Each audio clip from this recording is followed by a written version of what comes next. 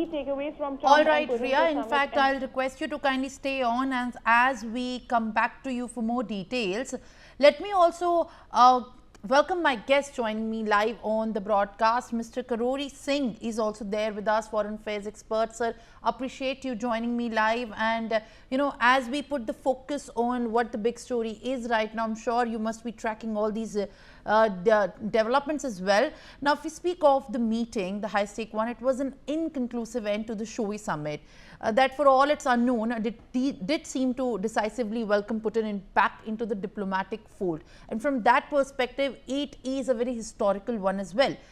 Now, when we speak of the conclusions of it, how do you decode the entire optics versus the kind of conclusion that has come? Was this on the expected lines, or was this on an abrupt note as you could decode it? My takeaway of the meeting is it's on expected lines. Expected lines in the sense Putin came with the spirit of US-Russia friendship during the World War to fight against the fascism together at that point of time. And Putin is a tough negotiator in politico-strategic terms, whereas Trump is the tough negotiator in business domain. So they came from a different spirit of their negotiating skills. So in that spirit, I think the best takeaway is the ice on US-Russia relations has started melting. That is a healthy sign. Because I can't say it's a grand success or failure. So ice started melting in the relations between the two countries.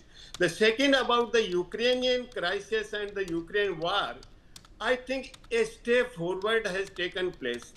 As the Trump, while addressing the media persons, though they did not answer questions of the media people, the Trump said no deal till there is a deal. And similarly, Putin said next time in Moscow. It means there is a hope.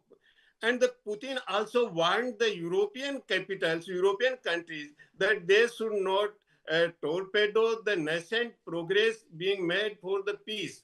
So Putin is inclined to go for the peace. At the same time, and Trump told that we will brief, we will means probably Trump will send his emissaries, Witkoff or the Rubio, to European capitals to convince them and to brief them what went on during the summit, and also to the Zelensky. I think next meeting will be more fruitful from the Trump side. On the Russian side, I think Russia will not agree on any role being played by NATO in the negotiating process or at the next stage of the Ukrainian security. While in Washington, the Democrats are very critical of the summit. They are saying the summit has legitimized the Russian aggression and whitewashed the Putin's crime. So Democrats' position is very tough. Whereas in Kyiv, I think there is a strong voice that there should be some negotiation, war should end. There is no need to continue this war because it is doing damage to Russia and Ukraine both. And at the same, one important thing is Trump has handed over a letter from his wife to Putin regarding the Ukraine situation and the plight of the people. So just to convince the Putin that how the innocent people, the women and children are suffering in the war. So that letter is also very important development to convince Putin that come for the peace, whatever the situation is. So, but the European countries, in the European capitals, London, Paris, and all these capitals, they are somewhat adamant. They are not hopeful for the peace. Still, they have apprehensions about the Russia and Putin's approach towards the Europe.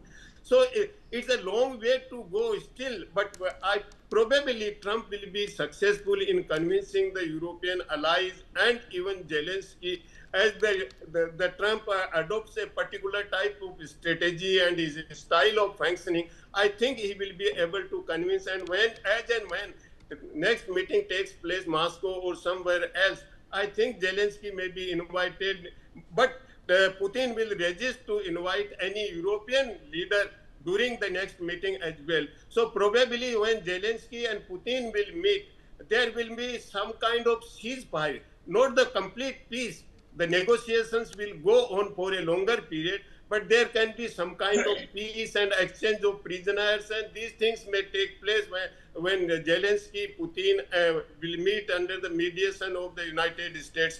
So I am optimistic that there will be some progress towards the peace in the European part of the world, which is grappling in the crisis for last say, more than 2 years. So I am optimistic, yes. Well, all right, Mr. Singh, thank you very much. I'll request you to kindly stay on as you